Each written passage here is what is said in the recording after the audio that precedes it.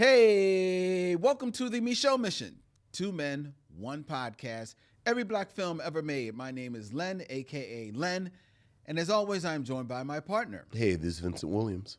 We are still in the month of November, which is a time of togetherness. It is. Here on the Micheaux Mission. And tonight, we are going to sit here together and review Vincent's selection for this stop on the mission, writer-director Barry Jenkins' feature film debut. Yes, it was. Medicine for Melancholy. Tonight here on the Micheaux Mission as we stream live from Young Chunk, Philadelphia's premier video podcast palace to all points north, south, east, and west, which means to you out there in the chat of YouTube. Hello, missionary. Good evening, one and all. Vincent. Yes, sir. How are you doing, my friend? I'm good. I am good. It's cold. You know what? It's cold. We're in the midst of a cold snap. Yes. Here in Philadelphia. With that, has the temperature dipped down enough for you to turn on the heat? Oh, 100%. Oh, 100%. I don't play those games. So when did you turn it? Like this weekend or yesterday? Definitely yesterday. Yeah? Yeah, definitely yesterday. And it may have kicked in. I don't like being cold. Oh. Yeah. Yes, I was called out for this yesterday. Okay. I had a few friends over to watch the Eagles on Monday Night Football. Sure, we won. We did. Oh, I know. and you know, I thought, bodies generate heat. That was your plan? So Sure. I did not turn on the heat. Oh my. Oh, well, look, man. And I heard about it from my friends. Look, is somebody helping you pay? No. For heat? Is somebody helping you pay for it? Not at all. Okay. Oh, trust me. I was fine with their scoffing at me. Hey, put on a sweater. I said, y'all see me sitting in here with my sweat jacket on. Right. I'm comfortable. Okay. So make yourselves as comfortable as you need to be. Look. And eat your wings. Right. Oh. Or not. Exactly. Go somewhere where it's warmer. Exactly. But we had a good time. Oh, good. I'm glad. And everybody warmed up. As we got into the team spirit. Yes, as we got into the team spirit, as you say. Right. EAGLES, Eagles. Don't hurt yourself. Go Birds. Don't hurt yourself. Go Birds. Go Birds. Go Birds, baby. One day, I'm going to a sporting event with you. No, you're not. You would go to like a baseball game. I mean, I'm sure if there's nothing else to do. There's always something else to do. There's always some paint to dry. We don't live in one of them Friday night light towns. Yes, we'll go to the game tonight. Then afterwards, go to the Denny's. Like we live in a major metropolitan city. Well, wait a minute. Like you got a crew of boys, I know a couple of them are sports fans. All of them. So when they get together to go or watch sports, you check out. I've been to 2 Phillies games in the past couple of years. We have a cousin who came up here when the Orioles played, and I went. Okay, and that was sure. And that was it. Right. But just to go, okay. Not even like a boxing match. I'm curious if there's anything that might. Is Muhammad Ali going to fight Superman after he beats up that big ass alien? You know the great thing about that book? This is my absolute favorite thing about that book. For those of you who aren't aware, in the mid-'70s, there was a tabloid, Muhammad Ali versus Superman. Yes, there was. And the plot of the book is some aliens came to Earth and challenged Earth's champion to fight. And there's a moment where Superman and Muhammad Ali are basically in a debate. Who is Earth's champion? About who should fight the alien as Earth's representative. And Superman, being Superman, I can change the course of mighty rivers. I can fly. I have super strength. I have X-ray vision. I am actually Superman. And then Muhammad Ali says, I beat Joe Frazier's ass. I beat George Foreman's ass. There are many asses that I have beat. As Muhammad Ali, I float like a butterfly. I sting like a bee. And it is a debate, which then Muhammad Ali and Superman fight. And what does Muhammad Ali do? Muhammad Ali trains Superman for the fight, whoops Superman's ass. He whips his ass. And then through the power of Muhammad Ali, beats up the 17-foot alien. And then at the end, he has on a white turtleneck and has figured out that Superman is Clark Kent. Yes, he does. Yes, he does. Is that going to be the boxing match? No. So I'll probably skip. Probably will skip that. I'll probably skip it. Very well. All right. Very well. Okay. Well, you can sit home and watch your complete set of the Muhammad Ali animated series. Muhammad Ali animated series where Muhammad Ali solved mysteries using the power of being Muhammad Ali. Oh. Yeah. Oh, yeah. All right. All right. Well, we are off and running. Off and Thank running. you, Vincent. Thank Off you very and much. running. All right. Let's hear from you, missionaries, which means we're going to hear your emails, or as we like to call them, Missives from the missionaries. Ooh, missives from the missionaries. Ooh. Ooh. Ooh, missives from the missionaries.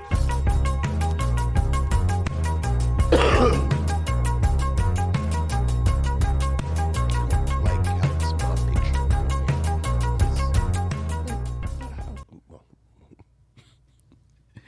Missives from the Missionaries. Vincent, we have an email from Nicole Sherman. Hey, what's up, Nicole? Greetings to the Micheaux men and missionaries. This past weekend, I dusted off my DVD player. Remember those? Oh, absolutely. And decided to rewatch one of Spike Lee's underappreciated joints, Clockers, to honor the 30th anniversary. Wow. I have a question for both of you. If Clockers was released during the black, quote-unquote, hood movie renaissance of the early 90s, do you think it would have stood out from the pack? Also, do you think it would have been appreciated more as the other classics of that time period? It was a random thought that came to me as this movie holds up really well. Would love to hear your thoughts. Nicole Sherman. Vincent, what say you of Spike Lee's Clockers? You think it would have stood up to the 90s? Well, it's an interesting question because so much of Clockers, and Spike Lee has talked about this, was basically a response to the hood film. Yeah. And you know, there's a bit of that moment where Spike Lee is going into grumpy old man. This is clunkiness in there. Like you know, I remember there's a whole bit with 40s. And there's a kid who plays this video game that, of course, is super violent. And I think that's really clunky. But as far as the film itself, I don't know. You know, it's a weird film when you compare it to something like Menace to Society. Because half of it is Harvey Keitel. Yeah. Trying to solve the crime, trying to solve the murder.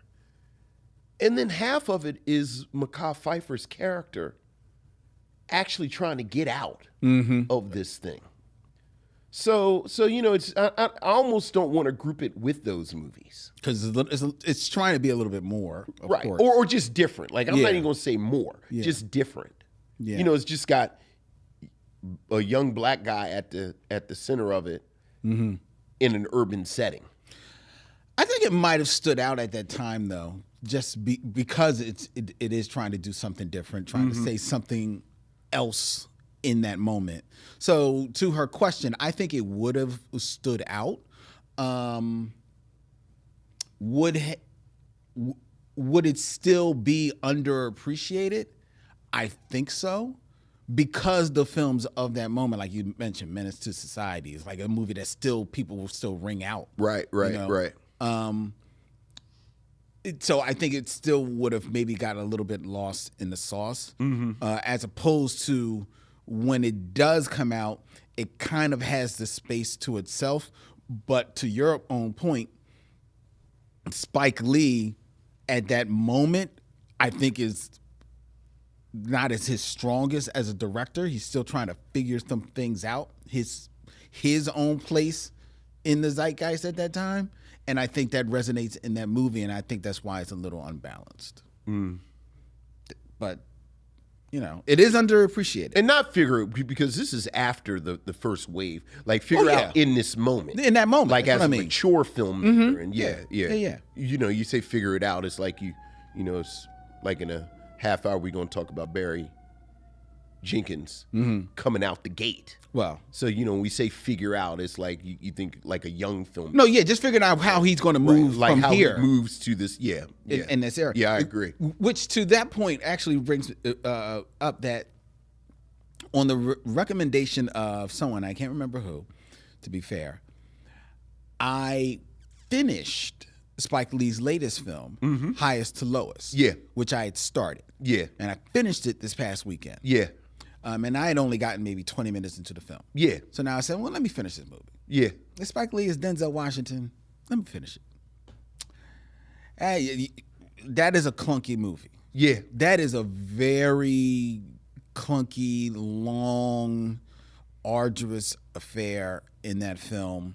I can't remember if we talked about it here on our Patreon show, but you had mentioned, seeing it and referencing that Denzel Washington and A$AP Rocky, who was kind of like the other star of the film, but they're really not on the screen together much. Right. Not until do they share maybe 20 minutes of screen time? I don't think it's 20 at all. Probably not even 20 minutes. Knocking on 15. Right. Yeah.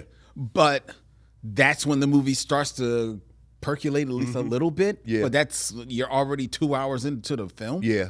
So yeah, it's a really clunky film, and I can't land it all at defeated Spike either. Though, to be honest, I don't think Denzel is on that sure footing as he usually is in that film. Either again, not to reheat this. I don't want to hear. I don't want to hear two old rich dudes talk about the youth culture of today. Because I know you don't like it. And you don't really have anything that's substantive to add. Not at all. Besides what came before this was better. Not at all. Which should be clear, I 100% agree with you. But, like, wispy, racially ambiguous girl ain't for you. Let wispy, racial ambiguous girl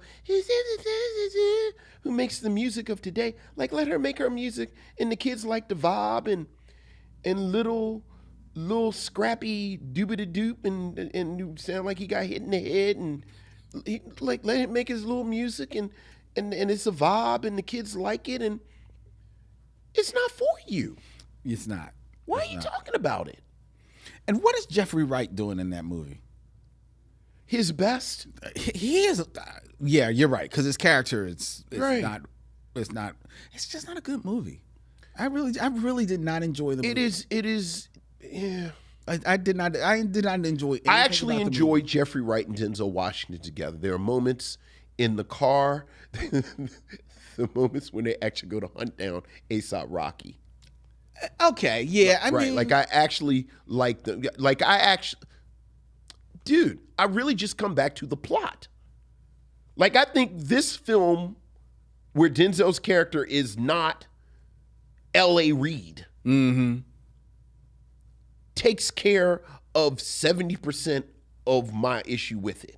Like, Denzel don't have to wear that piece on his head. He don't have to be cool and like. But again, I think back to the original statement talking about clockers. I think Spike Lee, and credit where credit. I do think as you get older and you move into this sort of elder statesman role, and certainly Spike Lee is the voice of a generation of filmmakers. So now he's moving into this mode as an elder and a mentor. So he feels like he should have commentary. Mm-hmm. But I do think that there has to be a level of self-reflection. And I'm joking, but certainly I do this, and I know you do. Like, some shit just ain't for you. That's right. That's right. Like, you don't have to like it because it's not for you. Exactly. So just don't comment on it. Like, let the kids. Just let it be. Like, just let it be. And do you. Make another movie. Like, I'm sure you and Denzel can make a movie about an aging. I mean, hell, he did Macbeth. Do King Lear. Like, do something about an aging bro. I mean, you did Fences 10, 15 years ago. Like, stay in that lane. See, but to be fair to that is Denzel staying in that lane. Spike is the one that needs to maybe the push there. Right. Like, And he started to move there maybe with the Five Bloods, but that was what it was. The Five Bloods, right. I think there is almost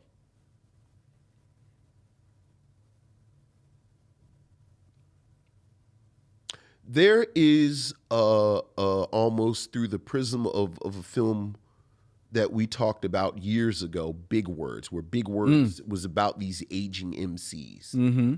I think... Shout out to Dorian. Shout out to our good friend Dorian Missick. I think Spike Lee as this cultural figure, it's interesting. I've been there a few times now, and my daughter was in town. We went to the Air Flight, which is the Jordan store. And here, speaking of, it's always something else to do here in Philly.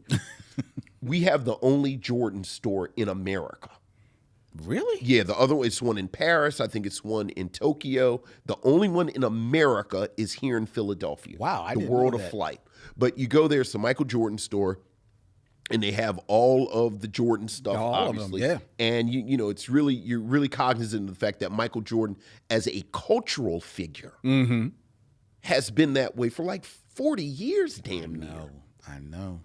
But when Michael Jordan becomes a cultural figure, this is almost the exact moment where Spike Lee becomes a cultural figure. Mm-hmm. So Spike Lee is a cultural figure. And now it's 30, 40 years later. Like, there's something, like there's meat there about the aging artist and your standing and what that looks like, and legacy, and you have children, and what does it mean to be an iconoclast, but now you're part of the establishment. Mm-hmm. Instead of you telling me about these singers of today. Yeah. So I guess we are going to redo it. Thank you. We got an email from Sean Simmons. Hey, what's up, Sean? Good evening, Len, Vincent. I hope this email finds you both well. I referenced the Living Single Rewatch podcast with Kim Coles and Erica Alexander in the previous emails. Yes, great podcast. Excellent podcast. Yeah. This past week, I saw that Thelma Hopkins and Kelly Williams are starting their own Family Matters Rewatch podcast. Okay. This trend got me thinking, and I'd love to get your separate takes. What two rewatch podcasts from Black-led sitcoms or shows with a prominent Black lead would you be most interested in? The format would be a deep dive into each episode with backstage stories, guest co-stars, writers, etc., with nothing off limits. For your choices, we've got an assignment here, Vincent. Mm-hmm. Both shows must have been off the air for at least 20 years. Okay. Name two or three hosts from the original cast, and for at least one of the shows, the people you name must be alive, allowing for one potential live podcast and one dream podcast where you can choose cast members who are no longer with us. And then Sean offers that his first pick would be a Martin podcast hosted by Tisha Campbell and Tichina Arnold. Well, he took my choice. And his second choice, which I feel like is going to be taking your second choice, would be a different world podcast, structuring the host by season, with Kadeem Hardison and Dawn Lewis for season 1, and then Kadeem Hardison, Cree Summer, and Charnel Brown for seasons 2 through 6.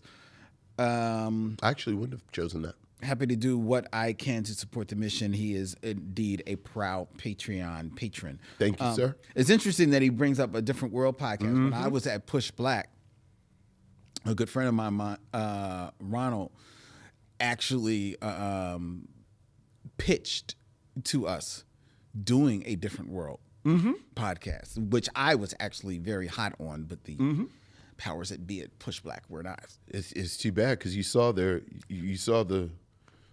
revamp is going to Netflix. Yes. This was several years ago. We could have been ahead of the curve. Could have been ahead of had stuff in the No one wants to listen to the podcast producer that they hired. Yeah. That's a story for another time. So he took your first choice, which would have been Martin. I'm curious, for your Martin podcast, would you have pulled Tisha into Chyna? He did it exactly how I would have done it. Okay. Because you know me, I'm just looking for a reason To get them out there. for Tisha for Tisha Campbell and Tachina Arnold to be together. That's what I'm saying. Get those two out there. Yeah, like whatever. Like whatever they want to do. Like I You don't care. they can be my DoorDash people. Yes. They can be personal shoppers. They can come and teach. Like just the two of them together. Yes. Yeah. Okay, so that would have been your first choice. But you're saying different world wouldn't have been your second choice. What would be your second choice? Are we assuming that everything's on the table? Actually, we're not, because I do think sort of, and this is actually a little fascinating to me. The few times I've listened to the Living Single podcast, what people say and then what people don't say. Oh yeah. I would love a girlfriend's podcast. Oh yeah, because there was some drama there. Hosted by Persia White and Golden Brooks. Okay. Yeah, because there was some little like behind the scenes type of stuff between the actors, but between them and the producer Kelsey Grammer. Oh yeah, that's a good one. That's a good one, Vincent. Tracy Ellis Ross fascinates me.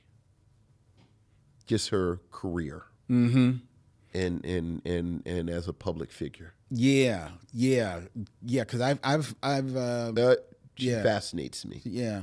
Just as a public figure, and I've really been interested the past 2 or 3 years. I won't say revisionist because that's a really strong word. The reclamation of the narrative of girlfriends that has happened. Has there been? I think the 3 actresses appeared on an episode of Blackish, and every time there's an anniversary, it's always because I follow all 4 of them on Instagram. Okay, so it's kind of fascinating to see because I loved Girlfriends.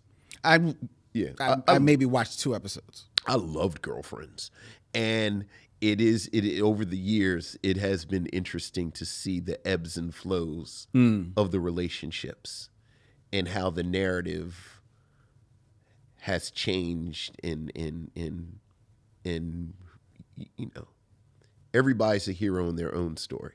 Okay. And other people are always the villain in that same story. Interesting. And then you have 4 different stories. Well, there you go. So I would say Girlfriends. All right. How about you? I was actually going back and forth in my mind, and I think I'm landing on, and this is just anecdotally from what I hear, may have similar stories to tell. And there actually may be a podcast. I don't even know. Moesha. Oh, that's a good one. Yeah. Oh, Moesha would be fantastic. Yeah, I would want a Moesha. Who would host it? Okay, See, I don't. It can't be Brandy. No. It can't be Brandy. No. I honestly think, and I know you want to maybe pull somebody like that's attached to the show for it. Oh, no. You got to pick a cast member. You got to pick some cast members.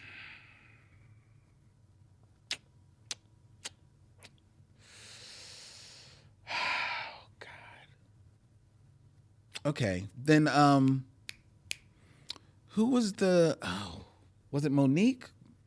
No, Monique wasn't on that. No, Monique was on the Parkers, the spinoff. She was on the Parker. But I can't remember the Countess Vaughn? Right. Okay, and who else? Countess Vaughn and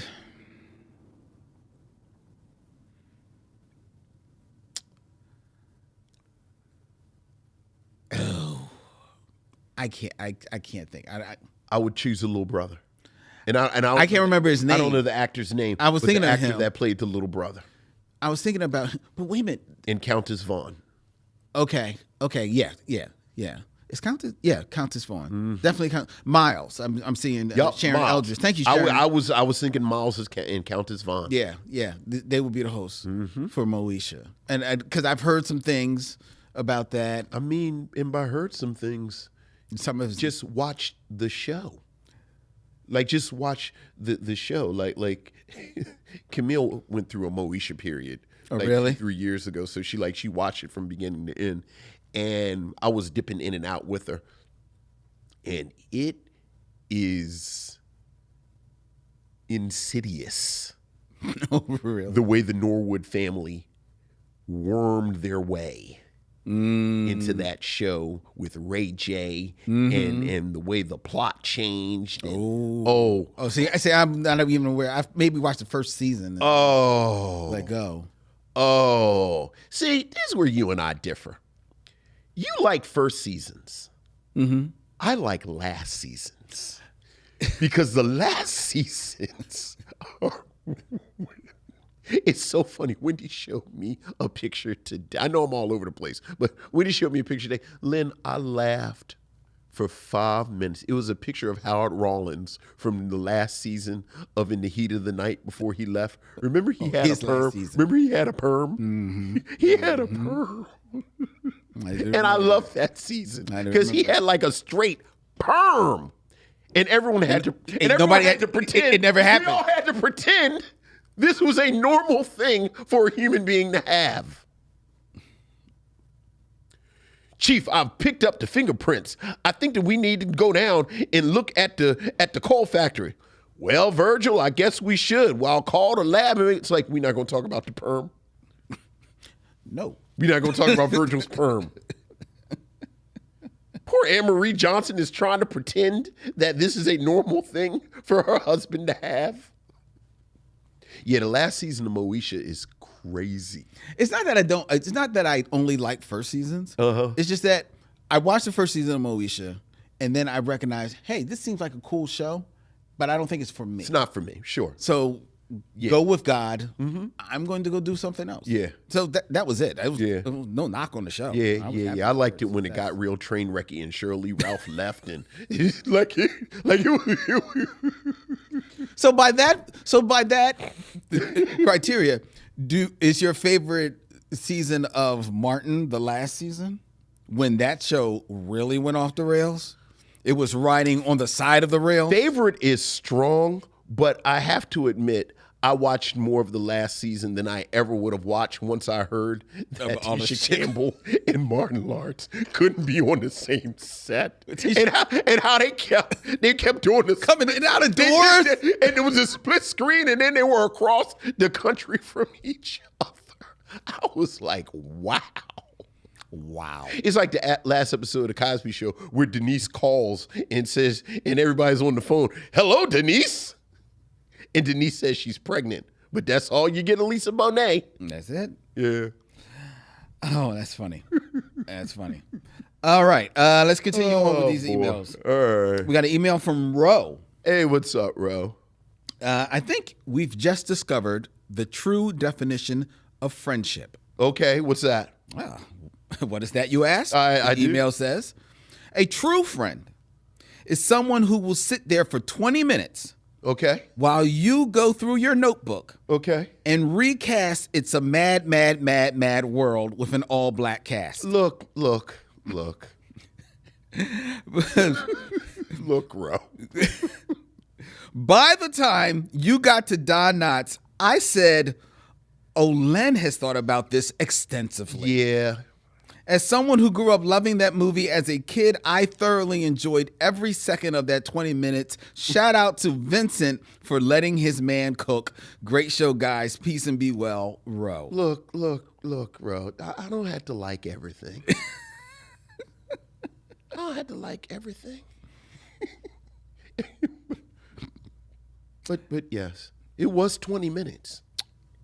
I know. I can tell by the YouTube short that you can find on YouTube at Micheaux Mission. Right. Is it a short? Well, it's 20 minutes. It's not the whole show. Episode of the Jeffersons.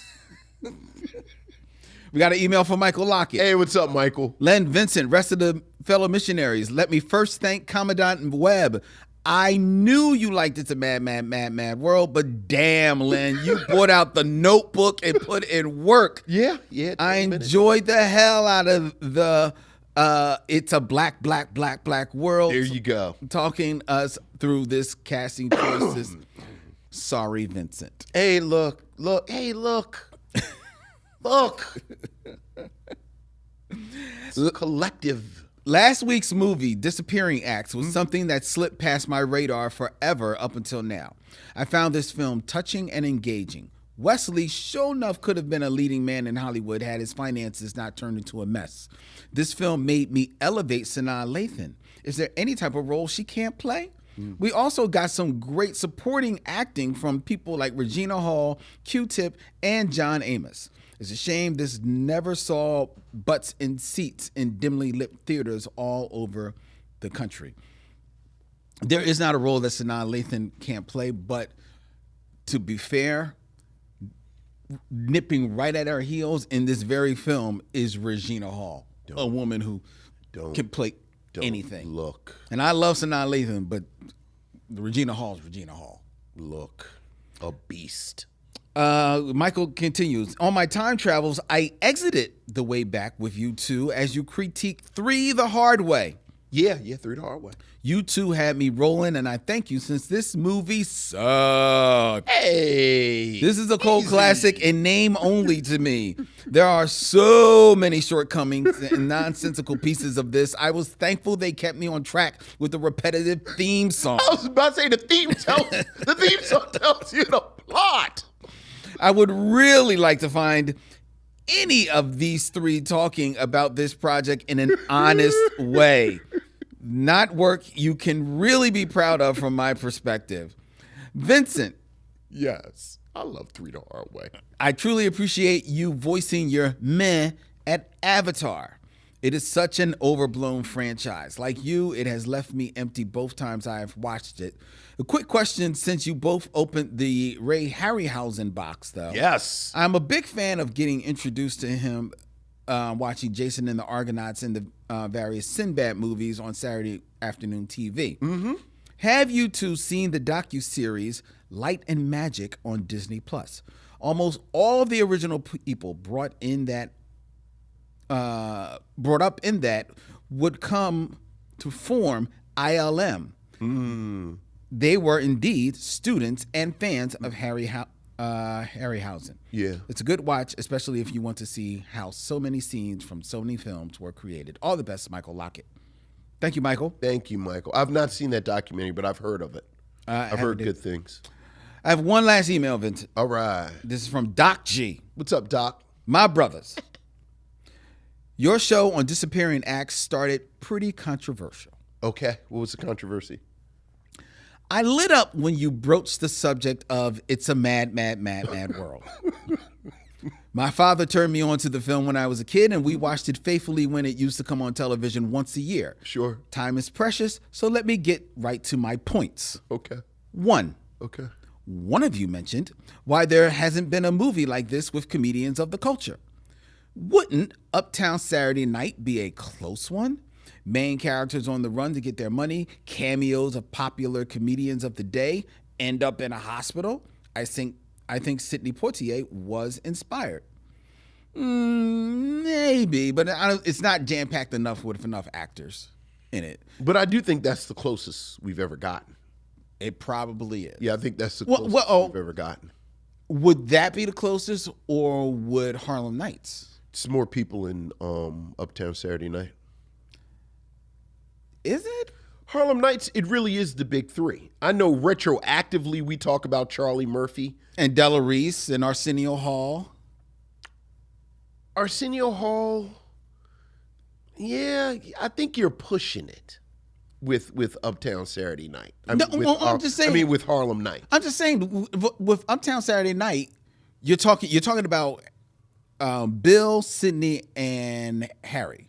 Right, and then you throw in Flint Wilson.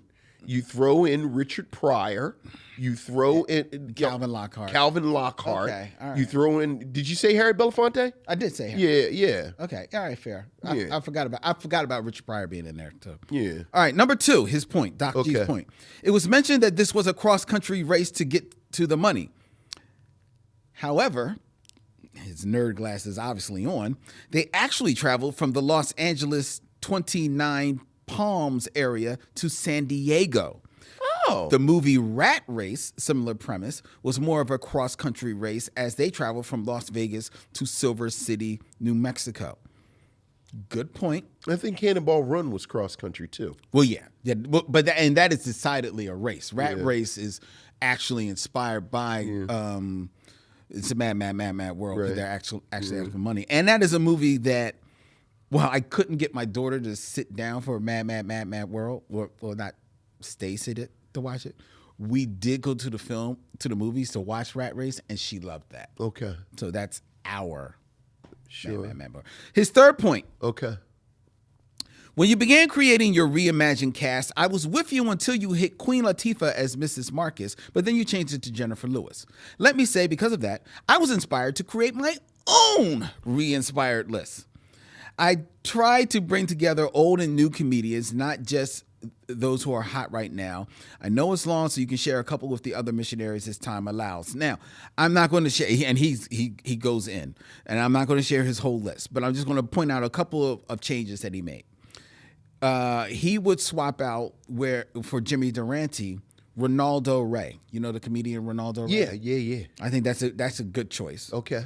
He would not voices. He would not cast Denzel Washington in the Spencer Tracy role. Okay. He would cast Danny Glover. Okay. Not bad. He would not cast Dion Cole in the Sid Caesar role, the more straight man of it. He would cast Robert Townsend. Okay. And then as his wife, he would cast Tachina Arnold. Okay. And then I think actually this is his most inspired casting. There are 2 gas station attendants in the film who have this hysterical scene with Jonathan Winters in the movie. Sure, right? sure. And they're played by Arnold Stang and Marvin Kaplan, famously 2 voices from the Top Cat cartoon show. Okay. Yes, I'm a nerd. But he would cast in the gas station as those gas station attendants, Kevin Hart and Cat Williams. I think that's inspired. That is actually inspired, Doc G. All right. You get props for that one. All right. And he makes some other choices, and some of them, I agree or disagree, but he too has his cast for It's a Mad. Oh, fantastic. We have to make this happen. Have to make what happen? It's a black world. Sure.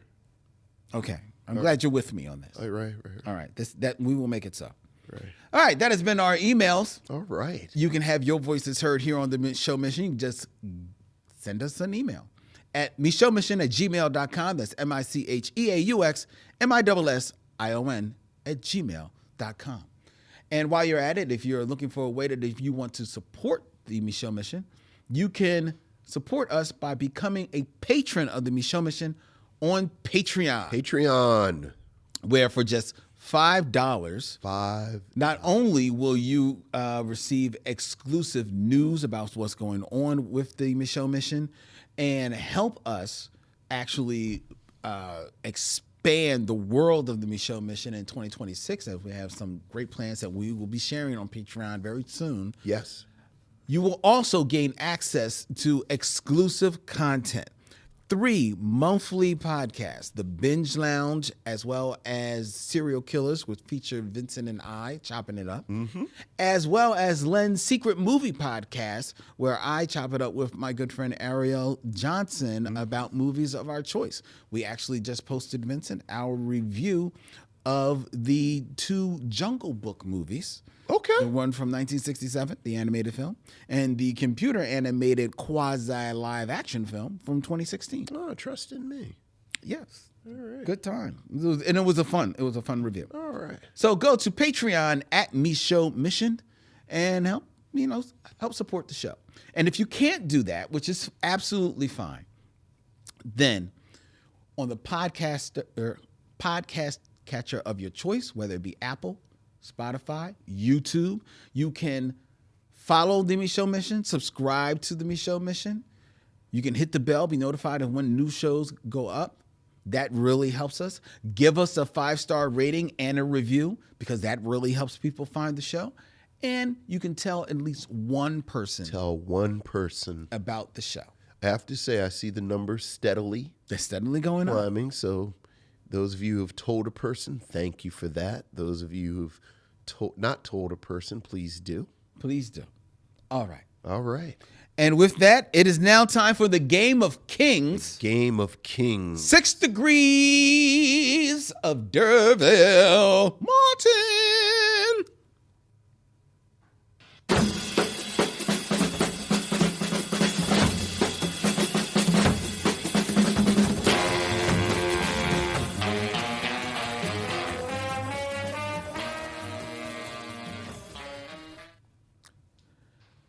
Six Degrees of D'Urville Martin, where I give Vincent 2 actors, not 6 actors, just 2 actors. 2 actors. And he has 6 films or less to connect them to D'Urville Martin. Mm-hmm. That man who lives in a mad black world of his own. Of his own. All right, Vincent, keeping it in theme. Okay, what is the theme? We are going to be reviewing Medicine for Melancholy. We are. From 2008, the feature film debut of Barry Jenkins. It is. In theme, I have 2 actors. Okay. Who have starred in films. Okay. That have to do with medicine. Okay. And in doing so, you cannot choose the films that they're medicine films as part of your degrees to D'Urville Martin. Okay. You should be able to do this. All right. All right. What we got? Starting with, in 6 films or less, connect D'Urville Martin to the star of 1980's The Elephant Man, John Hurt. Wait, is that like Children of a Lesser God? That John Hurt? John Hurt, yes.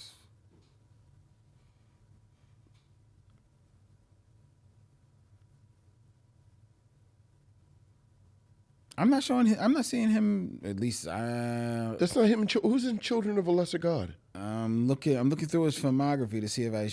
We'll go to Children of a Lesser God. Well, okay. Well, it was easier for me to go to his and see whether or not he was in it. You know, because he was in some Marvel stuff. Because he's not in that. He's not in Children of. What am I thinking about? I don't know who you're thinking about. Let me see his picture. Let me bring his picture up.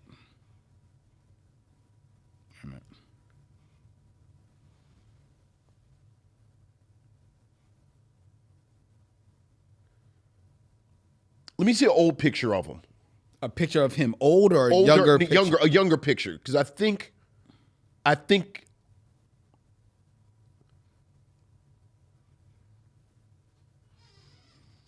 Let's see, a young picture of John. Because I think I know who this is. This ain't crazy young. What about this picture? Yeah. Yeah. You know exactly who he is. I know who he is. Yeah, you know exactly who he is. He's Mr. Chestburster. He's Mr. Chestbuster.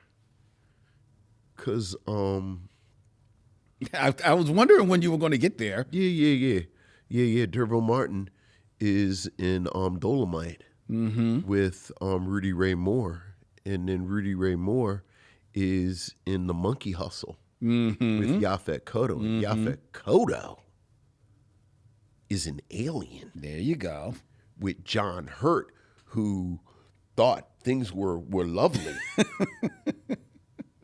You know the story, right? You know the story of the scene? I know the scene. I don't know the... You know the story of the scene? Mm-mm. So for those of you who've never seen Alien, John Hurt plays the character. He is the first person to get infected. He's the first person with the chest burster, and this is in the first Alien movie. So no one knows anything about, like, the thing, the face hugger jumps on his face. Mm-hmm. Everyone freaks out. But then the face hugger falls off, and everyone's like, okay. And they have the dinner scene where famously the xenomorph burst out of his chest. Right. Now, Ridley Scott, the director of Alien, did not tell the cast what was going to happen. Oh, so only he and John Hurt knew. He and John Hurt knew. He said, basically, something's going to happen. Like, he kind of gave him a general outline of the scene.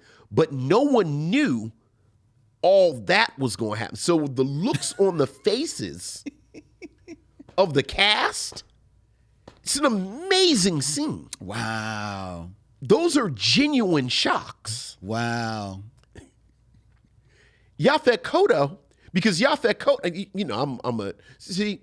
You talked about Lynn talking about 20 minutes about man. Understand, I could sit here for a half hour and talk about that scene. Yaphet Kotto's character, actually, because he starts convulsing, and Yaphet Kotto's character is the one who's trying to help him. So he's right there when it burst out of his chest. Oh. And the look on Yaphet Kotto's because he had no idea. I guess it's in the script, but Yaphet Kotto grabs a knife to try to stab the xenomorph.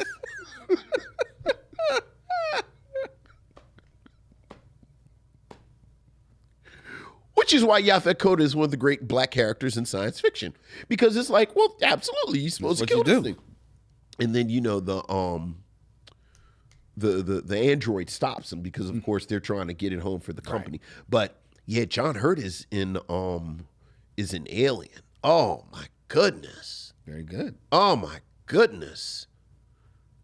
Who's in Children of a Lesser God though? Children. What's his name? Isn't his name Hurt?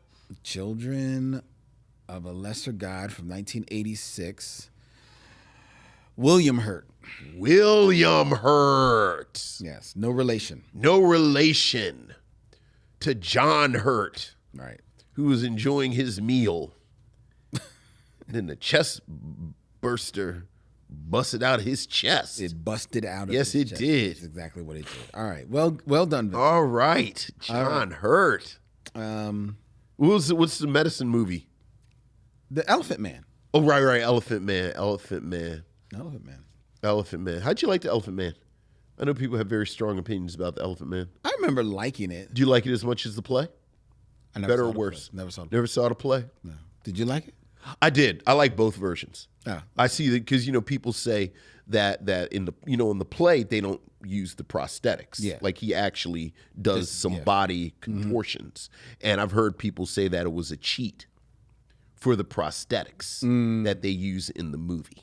Okay. Yeah, I like both versions. Okay. But I thought maybe as a theater guy, maybe you had a strong opinion. No, I haven't seen it. Now, I do know, this is the fact that I knew. Talked about Mad World for 20 minutes, so I thought maybe you had a... I thought maybe, curious whether or not you knew this. The film was directed by David Lynch. Do you know who one of the executive producers was? I do not. One of the executive producers was, in fact, uncredited to avoid films anticipating what the movie was about because of his name. But one of the biggest executive producer of The Elephant Man was Mel Brooks. Interesting. Yes, that Mel Brooks. Yeah. I mean, that makes sense. But he just didn't want. He said, Sure, "Don't put my name I on don't there want because people to think it's gonna. Yeah. Yeah. All right. All right. All right, Vincent. Number 2. Number 2. In 6 films or less, Uh-huh. connect D'Urville Martin to 2.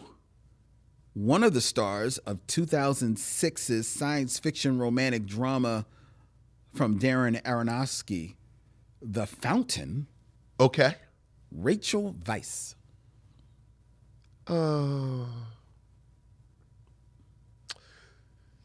This is a little bit of a cheat, though. Because to be clear, I would not know who she was to save my life. Like, just ordinarily, I would not know who she was to save my life. But they just talked about it either yesterday or the day before yesterday that they're redoing The Mummy. Mm-hmm. So I know that she was in The Mummy Returns with The Rock. And Yes. then The Rock is in, let's say The Other Guys with Samuel L. Jackson, who's in Jackie Brown with Pam Grier, who's in Sheba Baby with D'Urville Martin. Very good. Yeah, I don't feel like like I never would have known her. Like literally in the past 48 hours, I read the story about her and the Mummy. It's like, oh, Brendan Fraser. Oh, okay. Like I was happy for Brendan Fraser, and it was like, oh yeah, Her, right. And to be clear, I didn't like the Mummy. the first one. Either one. I didn't like them. Man, I mean, I actively did not like them. Like I I didn't like The Mummy Returns. I didn't like the tone. Like I didn't like I wanted it to be more of a straight ahead horror movie, and I thought it was like watered down Indiana Jones. I mean, that's what it was. Right. So I thought it was cute. to be clear, I got that one, but I didn't get that one because that was in my head. Okay. I got that one because I just read a story about her yesterday. All right. All right. Very good. You got it though. Yeah. That's all that counts. Okay. All right. That's all that counts. All right. That's the win. That's the win. We're gonna take the win. I'm gonna take the win. Gonna take the win. All right. There you go. All right. Well done, Vincent. All right. Now it's time for us to move into our review of 2008's Medicine for Melancholy. Medicine for Melancholy is a 2008 romantic drama written and directed by Barry Jenkins in his feature directorial debut. It stars Wyatt Cenac, Tracy Higgins, and Elizabeth Acker. It chronicles the one-day romance of Micah and Joe, 2 black 20-somethings who have a one-night stand and end up spending a full day and night together despite Joe's long-distance relationship with a wealthy white gallery owner. This film, which as mentioned was the debut of Barry Jenkins, was a critical darling when it was released, with Roger Ebert of the Chicago Sun-Times giving it 3.5 out of 4 stars, calling the actors effortlessly engaging and the direction assured.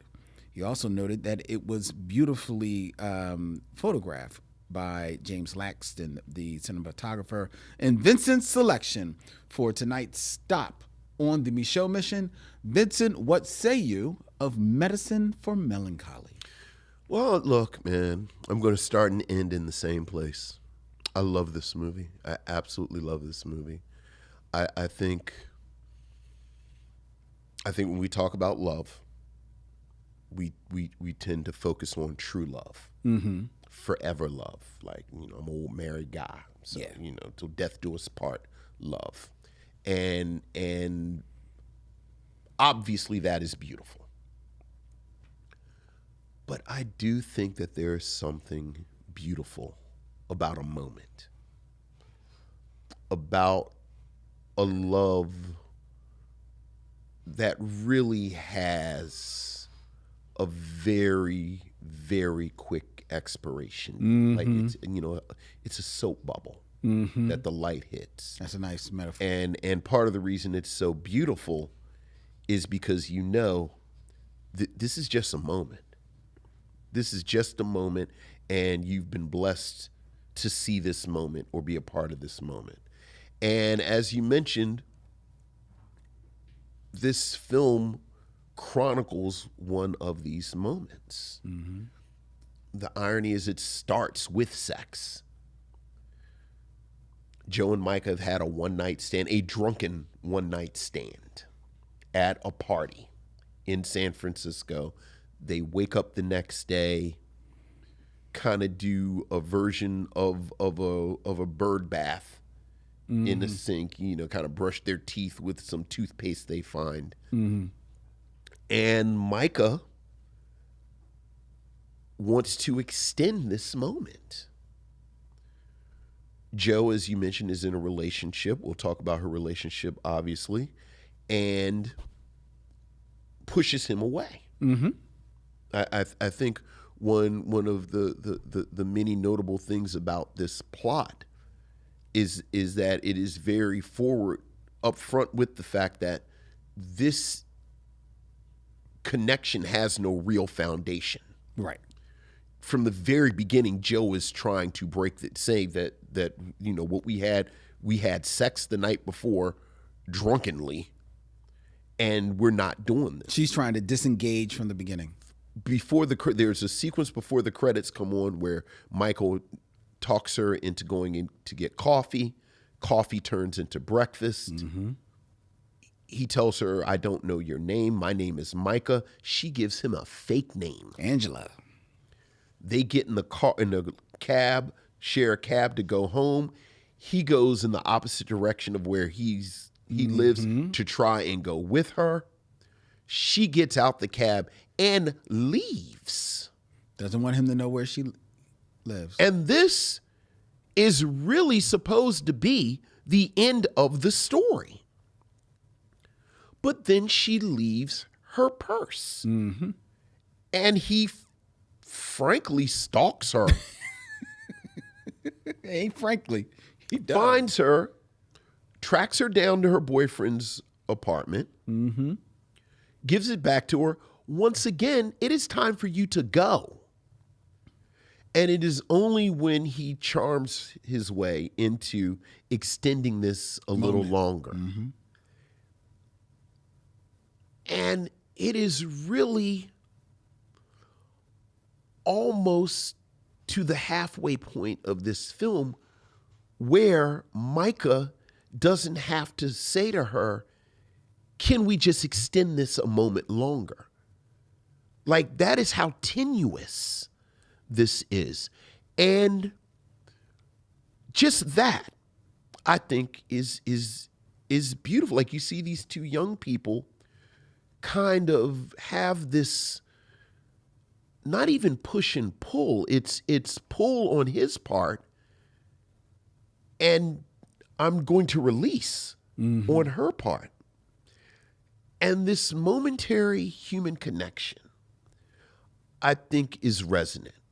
And not to put too much on it, but I do think watching this after the pandemic, when so many of us realized what human connection means, and again, how tenuous it is, how fleeting it can be, there's something kind of poetic about this love story and just the way it unfolds. And if it was just that, I think this film would be worthy of celebrating, worthy of coming back to again and again.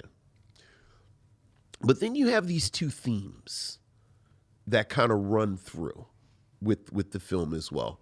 So we said, there's a Micheaux mission, so it's no surprise. These are two black people. And these are two black people in San Francisco in the early 21st century. A city that, as Micah says in the film, 7% of the people in San Francisco are black. That's right. So this is an environment where there aren't a lot of black people. And these two black people making this connection, race, as Micah says, is important and it's not important. And watching the way these two exhibit race and how they are racialized, I think I've always loved Joe as this amazingly kind of airy, almost carefree black girl who is black, but she wears it very lightly. Mm-hmm. Like this is not an over-defining part of my personality, because this is the way I go through life is not like this. I think there's a theme throughout where, and we'll talk about this much more in a moment, where Micah is much more concerned with the nuts and bolts and pragmatic part of life. Mm-hmm. Where one of the first exchanges he says to her is, what do you do? What do you do? Yeah. And she says, what do you mean, what do I do? And then he says, well, how do you pay rent? And she says, well, there's what I do, and it's how I pay rent. These aren't the same things. But for Micah, this is all intertwined because you have to pay rent. Mm-hmm. But Joe doesn't have to pay rent. And one of the things that you see once you've watched this over and over and over again, Joe pays for one thing this entire film. No. And that's the photo booth when they go to a party. That's it.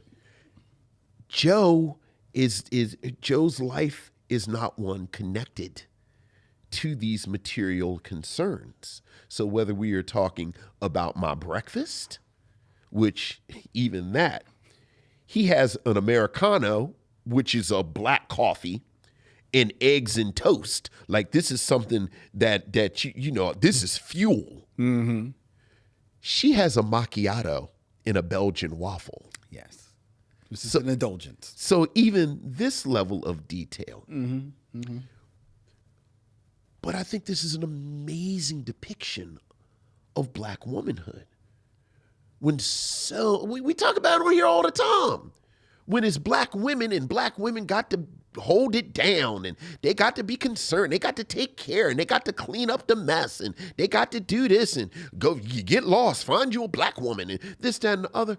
Like, I love this ethereal black woman who kind of floats. Yeah, yeah. And then you have Micah, who is this black man who, has this simmering anger because of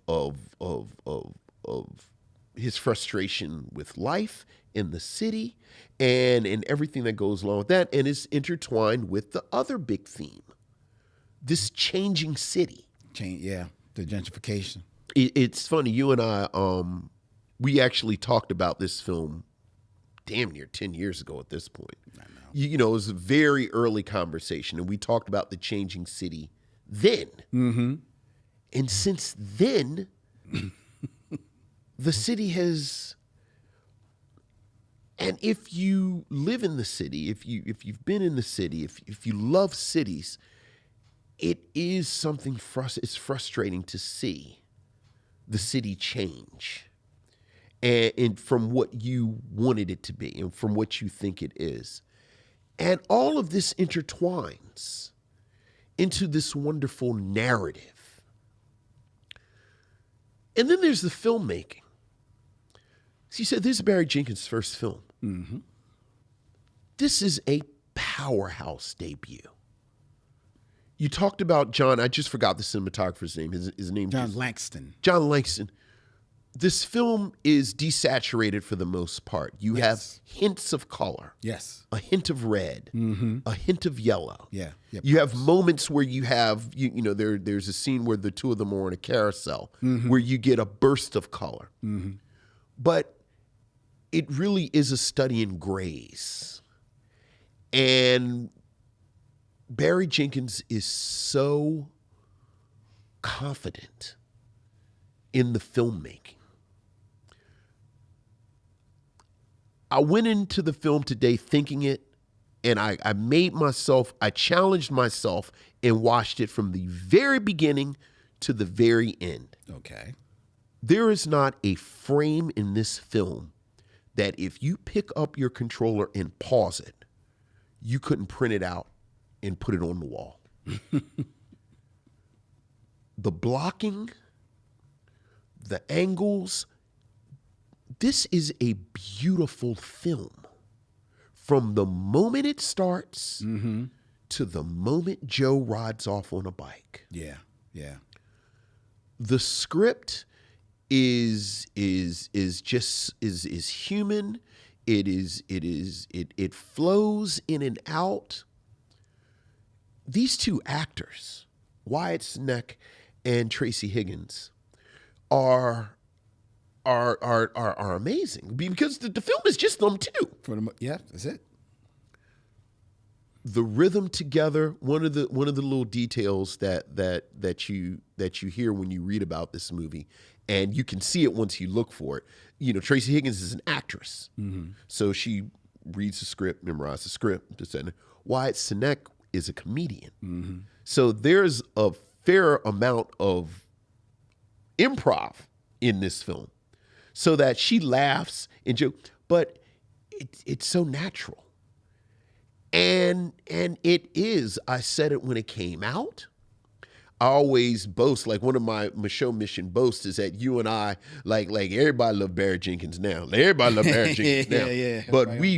This is a triumph. This is an absolute triumph. And this was a wonderful introduction to one of the great filmmakers of our time. Oh, absolutely. Absolutely. It's funny you were talking about the comedian and that versus the actress of it all, and I couldn't help but be reminded watching this film. There was a very series that didn't last long, on years ago, called Anything But Love. It starred Jamie Lee Curtis and the comedian Richard Lewis. Okay.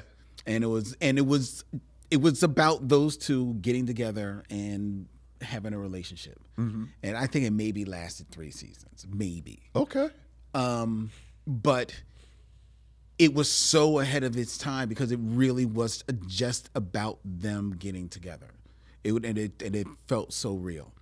And watching this film, knowing Wyatt Cenac from the Daily Show, right. So knowing that he can be funny, certainly an urbane level of funny, not over the top or anything like that, but knowing that he had that in him, and watching the two of them maneuver, you're right. It seems so effortless. I knew that he was improvising because of just, learning about the movie. But sometimes you can feel when people are improvising. Yeah. This still felt so natural. Yeah. It felt like just natural dialogue between the two of them. It's such a beautiful connection that they honestly develop on the camera. Because as much as you feel their connection, you feel their disconnection in the beginning. Oh, yeah. Just like when she is 100% trying to disengage from this situation, you feel it, and you feel him kind of reaching or wanting to reach, in the silence of some of these moments. So it was very well done and extremely patiently directed by Barry Jenkins, because he wrote the script, so he knew what he wanted to do, but to just take the time to walk with them through the city, to ride the bike with them through the city, I think one of the most powerful moments for me was that when they go to the Moad Museum, they don't talk. Yeah. You just see them taking it in. And even in them just seeing them taking in the museum, you can see them growing together. Mm-hmm. You can see them learning more and more about each other in the silence of that moment, and in the beauty of the pictures that Barry Jenkins is painting there. So it's just not one false note in this film at all. And I love the imagery of this relationship being a soap bubble, because that is exactly what it is. Mm-hmm. It has its highs, and then it comes drifting down low again as they bump up against each other, because you know the way that she walks through this world. I love your terminology for ethereal. Bumps up against his more hardened view of the world of San Francisco, primarily because he was homegrown. She's a transplant, right? So he has seen the gentrification from before and recognizes what's happening now, right? Where she has come in on the arm of someone else, right? So she's seemingly oblivious to what's going on because of how she walks through the world, but she's still open to it. She's still open to the contextualizing of it. But sees through that in, okay, but what's that saying about you? And why have you taken this on as almost like your armor? Like this is who you are. Right. When obviously you're so much more. Right. I was taken in by when they returned to his apartment, and never mind that, there's not a person in the world who even knew that there was a job such as, being a crafter of aquariums. Like, I immediately is like, I'm looking on the wrong remote job list. Like, what? You're like, I guess somebody has. Right? It's one of them things. Like, I never thought about it, but I suppose somebody. I guess somebody has to do it. You know what I mean? So so never mind that. Right. But the first thing I said was like, he's got a lot of plants in his apartment. This is obviously a deeper brother than you think. Right. Like, because I'm just saying, because these were healthy plants, Vincent. They were big plants. My niece said years ago, she said, you can always tell a bachelor's apartment because it doesn't have rugs. Okay. That's what you made me think of. Okay. Well, it was a small apartment. He didn't have rugs, but he had plants. He did. Like you said, healthy big plants. Healthy big plants. Yeah, uh-huh. Bachelors don't have big plants. Right. Now you realize that he's recently out of a relationship. I was just about to say that. He was, and it was obviously just about a relationship that was like meant a lot to him. The man made graphics about his relationship. That's how you know when you make a graphic about the breakup, you know this was a hard one. And took her bike. He took it back. Took her bike back. He took it back. I've heard people get tight about T-shirts and perhaps hoodies, but dag. It ain't like he went in the house and disassembled like the washing machine. Or took the hammer and started knocking down the mantle. That's my drywall. Right. I'm like, these some tough breakups. It's real. Right. It's real. So, but I just loved his character. Now, to the point though, I have to admit that the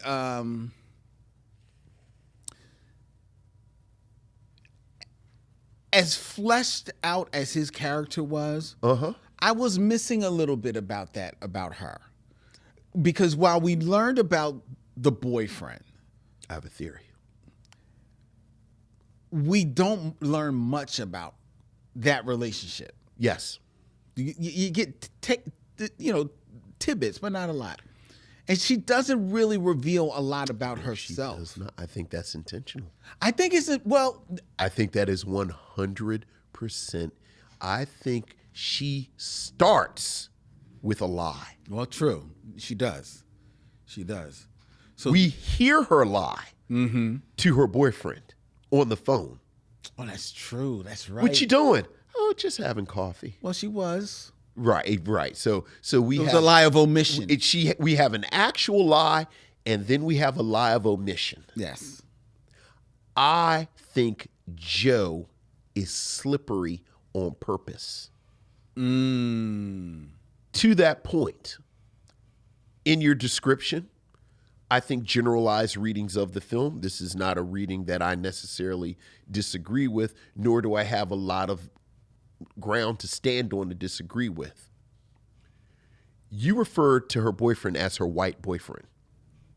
There is never a moment in this film. She never acknowledges that. Where she says, that's true. I have a white boyfriend. That is true. Nor is there a moment in this film, much like with Micah's MySpace account, where you see the picture of his white ex-girlfriend.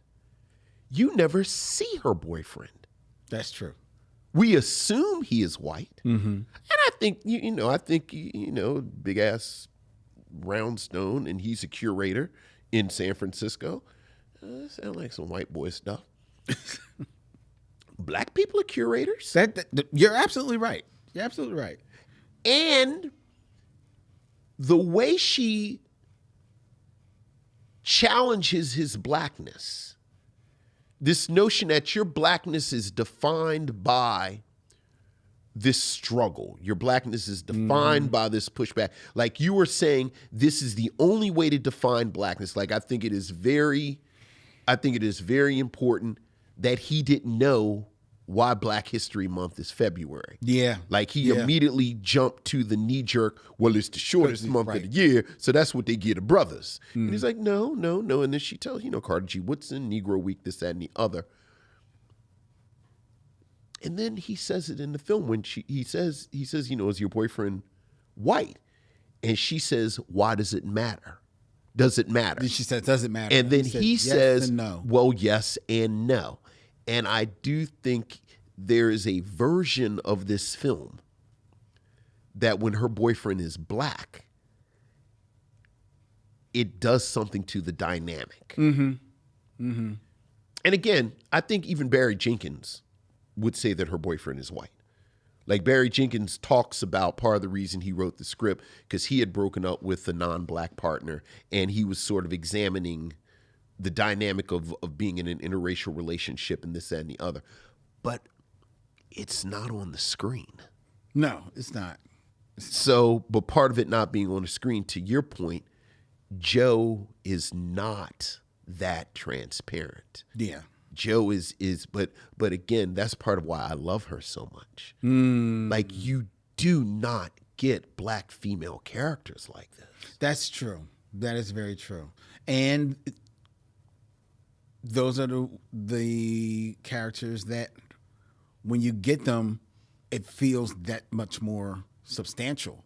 Even though it's not there, it feels that much more real. Look, and we talk about this often where you have these men that kind of make these moves that serve the plot based on their attraction to a woman. And this woman has to be and how realistic is it to us as the viewer? And I thought Tracy Higgins' Joe 100% embodied this woman. Yeah.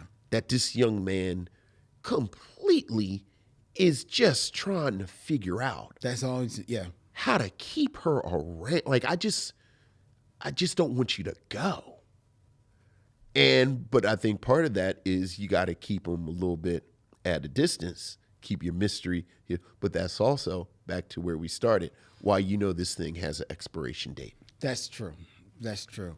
It's funny now that we're talking about the film in this way, it has me thinking about She's Gotta Have It. And of course, and how Spike Lee creates that character. And I think and mind you, it's what, 20, 30 years before. Yeah. But he's trying to create kind of like a similar elusive character. Right. But I don't think he has the nuance that Barry Jenkins brings to this character. Right. To Joe's character. And unfortunately, that has been a blind spot for Spike in all of his movies. Well, I think, now it's however many years later, and we have Moonlight, of course. Mm-hmm. If Beale Street Could Talk. I think there's always this delicacy to Barry Jenkins' filmmaking. Like it's this sort of fine-tuned nuance to the way he creates these characters that obviously it starts here. So that and then let's be clear, like comparing that's like saying, I don't know, Miles Davis is better than Louis Armstrong. But part of the reason Miles Davis can be Miles Davis is because Louis Armstrong was Louis Armstrong. Right. Like let's be clear. Like part of the reason you can make this is because of Spike. Because of She's Gotta Have It. Yeah. So, but yeah, I think that's fair though. Like just if you want to compare him, if you take out the historical part. Yeah. Yeah. But also you touched on the cinematography a little bit. The desaturation that happens in this film, I love it. Mm-hmm. I'm a sucker for that type of stuff, right? But I especially love it because, to circle back to your metaphor, your image metaphor, the bubble bursts at the end of the film. There it is. And you're no longer looking through these soapy lens, and it's full color. Back to life. It's back to reality. Back to reality. As she rides away. Yeah. And he's back to the here and left now with his fish and his plants. Yeah. Asleep. Yeah. Which, first of all, this was doomed to fail from the beginning. Not just because of the fleetingness of it. Yeah. But because this brother hunted this woman down. Yes, he did. Yes, he did. Showed up at her house. Yes, he did. With her wallet. Yeah. And his bike. Yeah. And had not showered. No, he had not. And then pressured her for him to come in. And pressured him to come in. Yeah. And then spent the day. Yeah. Unshowered. Yeah. Until she told him to take a shower. And that was only because he was going to get into the bed. Get into his bed, yeah. In his bed. Dude. With his clothes on. His clothes. With his, as I've heard, his outside outside clothes. Lynn, I said the same thing. I said, oh, Mr. Blackity Black, I see you getting in bed with your outside clothes. Apparently you weren't raised by black people. You all blackity black. You was raised by wolves. Right. My goodness, those are your outside clothes. On your funky ass. Yeah. All true. This was doomed. Right. Like, dog, you was lucky for every minute you got. Look. Every minute. In his defense. What? I don't think he wanted to leave her. Like, I don't think he wanted to leave the room. I know, he wanted to believe. At one point he says to her, I have to pee. I think he knew what was going to happen actually was going to happen.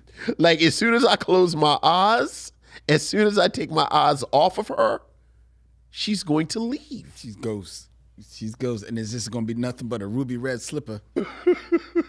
Yeah, that's true. That is true. And look, I will cape up for it. You've been married for a long time. I'm a hopeless romantic. There have been times when you'd be like, just stay. It's a little longer. Man, because you just know You just know, man. Look, again, I think because I've been married for so long, I can appreciate this depiction. Yeah. You know, and you know me, I love the kids. Like, it's such a young people story. It is. It's such a young people story. It is, very much so. They went to the supermarket together. Man, they cooked together. I was about to say they cooked together. I was like, oh, look at them playing house. Well, that's what you do. That's right. What it is.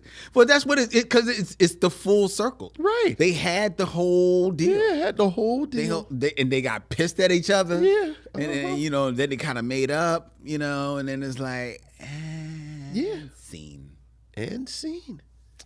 So, Vincent. Yeah. Would you recommend Medicine for Melancholy? Not only would I recommend Medicine for Melancholy, a sliver. Love Jones is my favorite black romance, but only a sliver more than this. I absolutely adore this film. And I have been consistent. Like, I remember seeing this in I think we went and saw it at the Ritz downtown here in Philadelphia. Like, I remember, like, I was obsessed with this movie. Like, I pulled out an old filmmaker magazine with an interview with Barry Jenkins. He looks like a little boy. Like, he's all Barry Jenkins now, but like, he's in 2008. He looked like a kid, and they look like kids. I think this is an extraordinary film. I really, really do. I think I'm so happy for Barry Jenkins. I'm so happy. I'm so proud of him, what he has done since then. I wish Tracy Higgins would work more. She's not worked as much as I wanted her to work since then. Quite honestly, I'm I'm ready. You know how you how like you grow a plant or like you take care of a pet or a bird and then you let it go. Yeah, like it's ready to live on. Like, I'm just now ready to let Taylor Page go. Like, I feel like Taylor Page is good. Like, I don't have to be on Taylor Page like I've been since Gina the Joneses. Like, it looks like Taylor Page is good now. Right. But now I'm back to Tracy Higgins. Like, I'm waiting for that moment for her to get her side. And then Wyatt Cenac has had a long successful career since then. So, yeah, I absolutely categorically cannot recommend this film enough. Yeah, well, I agree. I think it's a beautiful film. I think it is charming. It's funny in places. It's thoughtful. It's evocative. It's sexy. And it's real. It's heartfelt. And what I love about this and the best romantic movies, for me anyway, that it feels a little familiar. And I really appreciate that. I really appreciate that. And for Barry Jenkins right out the box to not only have written this movie, but directed this film, like, as smartly as this is directed, he's not trying to like go over the top with bells and whistles and like, I've been waiting to do this angle for like 10,000 years, you know what I mean? Like no, man, it's the economy of how he still directs this moment is all the more powerful when this is his first feature film. Yeah. It's so smart. Absolutely. And this would, I think, to your Love Jones, this will make a nice double feature. Yeah. With Love Jones. Yeah. So I would recommend it. Yeah. All right. That is our review of Medicine for Melancholy. Before we tell you what we're going to be reviewing next week here on the Micheaux Mission, I invite you to find our website, micheauxmission.com. 2 Men, 1 Podcast, every black film ever made, where you can find out you can sign up for our newsletter.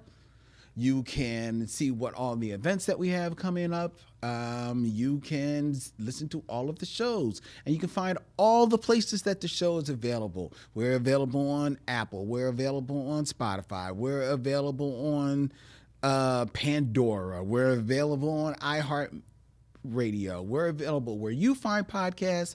You will find the Micheaux Mission, and that includes YouTube, where you can follow, subscribe, hit the bell, be notified of when we go live. You can please leave us a 5-star rating and a review. We really appreciate that because that helps people find the show. The Micheaux Mission is also a proud member of the Believe Podcast Network, BLEAV. Every sport, every topic, everywhere. Go to Believe.com and check out all of the podcasts that they have there, including the Micheaux Mission, which is available on any social media at Micheaux Mission. All right? What else we got there? I tell you what we've got. We've got our home right here at Young Junk, Philadelphia's premier video podcast palace. If you want to have your podcast at any place in Philly, then it needs to be with the guys at Young Junk. Go to youngjunk.com and make it so. Next week, here in the month of togetherness, we are returning again to another selection by Vincent, but this time it's from 2023, and we are going across the pond. Across the pond, baby. To London town. London town, that is right, where we will be visiting director Rain Allen Miller's smart little romantic comedy starring David Johnson and Vivian Opara, Rye Lane. Rye Lane. Right here on the Micheaux Mission. Until he can't wait. I can't. I love this little movie. Until next week. He's Vincent. Y'all go watch Rye Lane before next week. Yes, please do that. And then come back here next week. Oh, yeah. Until then, he's Vincent, I'm Len, and in parting, we say, we'll see you when it's time to meet again.